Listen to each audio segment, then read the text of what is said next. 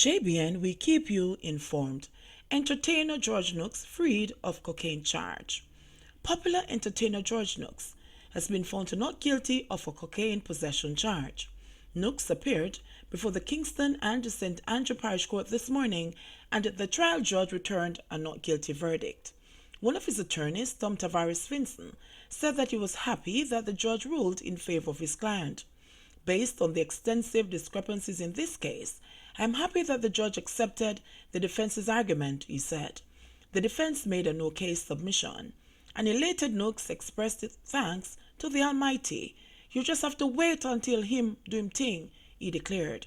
In May 2017, the police reported that the then 56-year-old singer was spotted acting in a suspicious manner by a cop on an operation in his St. Andrew community shortly after 9 p.m. He was accosted and the bag he was carrying searched. According to the police, the bag was found to contain just under 2 ounces of cocaine. He was subsequently arrested and charged.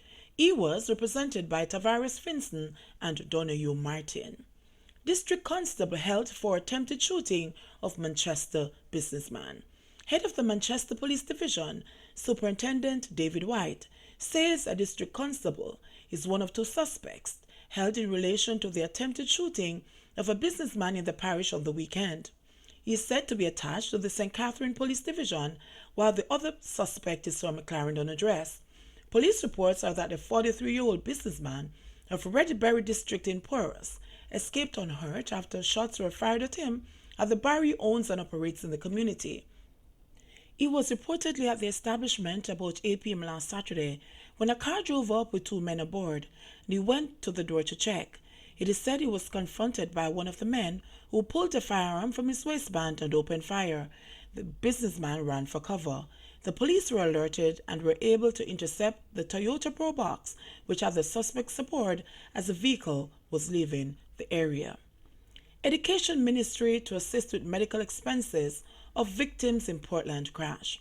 The Ministry of Education, Youth and Information says it will assist in covering the medical expenses incurred by the families of students who were victims in the Monday, May 20 motor vehicle crash in Portland. Students from Titchfield and Port Antonio high schools are now in hospital nursing injuries after the minibus they were traveling in plunged into a precipice off the Black Hill Main Road in the parish. The ministry has dispatched its trauma team to conduct grief counseling sessions at Titchfield High, where a 13-year-old student, Pranjal Jaspi, died as a result of injuries received in the crash. Minister without portfolio Carl Samuda has expressed deep regret and condolences to the family of the deceased teen and noted that he was especially praying for the recovery of the students and all who were hospitalized. In the meantime, the ministry said it will be engaging in dialogue to include the schools affected by the incident into the ministry's transportation program. The ministry said it is also urging operators of public transportation vehicles to take the necessary care by adhering to the seating stipulations of their vehicles, obeying the speed limit and other rules of the road. 45 illegal guns seized in St. Andrews South Division so far this year. The Police High Command is commending the management and team of the St. Andrews South Police Division for their outstanding work in ridding the nation's streets of 45 illegal guns since the start of the year. Since last week, 3 firearms along with 38 rounds of assorted ammunition have been seized in the division. 2 persons have been arrested and charged in relation to the latest seizures. On Tuesday, May 15, at about 3:35 p.m., a Remington shotgun with 7 12-gauge cartridges was seized by the police during an operation at Riverton Meadows, Kingston 11. 63-year-old Paul Rainford of Red Ground, Old Harbour, St. Catherine, was taken into custody in relation to that seizure. 2 days later, on Friday, May 17, at about 12:40 p.m., an AK-47 assault rifle with a magazine containing 19 7.62 mm cartridges was seized at Ashoka Road, Kingston 11, by the police in an abandoned building. No one was taken into custody in connection with that seizure. Approximately 9 hours later, a black and silver 9mm pistol with a magazine containing 12 9mm cartridges was seized by the police while on patrol at 33 Lane, Kingston 11. 29-year-old Sheldon Murray, a delivery man of Waltham Park Road, Kingston 11, was arrested and charged in connection with the find. The court dates of the persons who have been taken into custody are to be announced at a later date. Police must prepare cases well to secure convictions, says DPP. Jamaica's Chief Prosecutor, Director of Public Prosecutions, DPP, Paula Llewellyn, has argued that the number of successful convictions before the island's courts will depend on how well police investigators prepare their cases. In making reference to the recent guilty pleas entered before the Home Circuit Court by 3 defendants, including a female, in the abduction and murder of a businessman and a University of Technology UTech graduate in 2013, Llewellyn said the thorough investigation conducted by the police in that case led to the subsequent convictions. Good things are happening in the justice system, and I'd like you to know that unless the police do their job in terms of properly preparing their cases, then you are not going to be able to get a guilty verdict or a conviction because the attorney will have his instructions from his client, who will look at what the prosecution has, because we have to disclose the papers to them, and they will say, "No man, let me take my chance with this particular case," Llewellyn outlined. She again noted that in the prominent case of abduction and murder in East Kirkland Heights, St. Andrew, the investigation by the police was outstanding.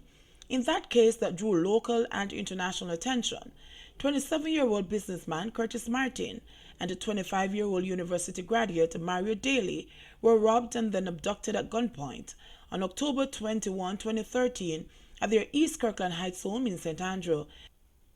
They have not been seen or heard from since. 3 weeks after the abduction and robbery, 3 persons, Damian Lawrence, Dion Mitchell, and Evan Simmons, were arrested on gun and robbery charges in relation to the disappearance of the men. Llewellyn, who was speaking at a Rotary Club of Kingston meeting, explained that the 3 were convicted on robbery charges prior to being charged with murder. These 2 men, Curtis Martin and Mario Daly, were abducted from East Kirkland Heights. One was a businessman and one was a UTech graduate. Certain items were taken from their house. The female accused gave a caution statement and outlined how everything went, but she still did not talk about the murder, just that things were taken, Llewellyn revealed.